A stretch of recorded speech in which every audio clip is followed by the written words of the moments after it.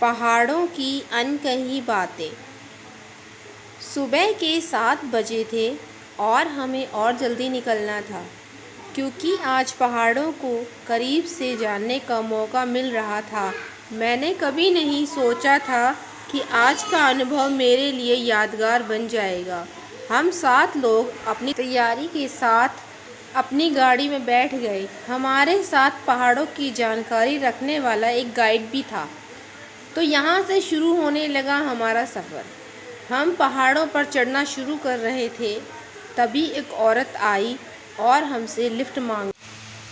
कहने लगी, बस थोड़ी दूर साथ ले चलो बाबूजी, मेरे साथ कोई नहीं है।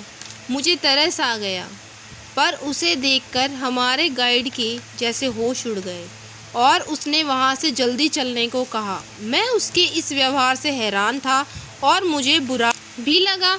मैं अपने आप को रोक नहीं पाया और मैंने गाइड से चिड़चिड़े स्वभाव में पूछा कि किसी बेचारी औरत के साथ कोई ऐसा व्यवहार करता है। उसने थोड़ी दूर साथ चलने को ही तो कहा था। गाइड ने कुछ परेशान होते हुए कहा, बाबूजी आप नए हो ना, इसलिए आप कुछ नहीं जानते। ये पहाड़ हैं और जिनके बारे में आप जानकर डर जाओगे। और वो भी चुप हो गया। अभी हमने कुछ ऊंचाई चढ़ी ही थी कि वही औरत फिर हमारे सामने आकर खड़ी हो गई।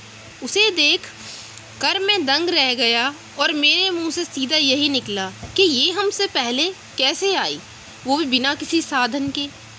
गाइड ने कहा, बाबूजी आप अपने शीशे को बंद रखना और उसकी तरफ मत देखना।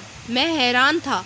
वह औरत हमें देखकर हल्के हल्के मुस्कुराने लगी। मैंने गाइड से पूछा, ये सब क्या हो रहा है? मेरे दोस्त भी डरने लगे और घबरा गए। फिर गाइड ने कहा, बाबूजी ये एक आत्मा है जो आते जाते लोगों के पीछे भागती है और उन्हें डराती है। क्या इसने किसी को नुकसान भी पहुंचाया है?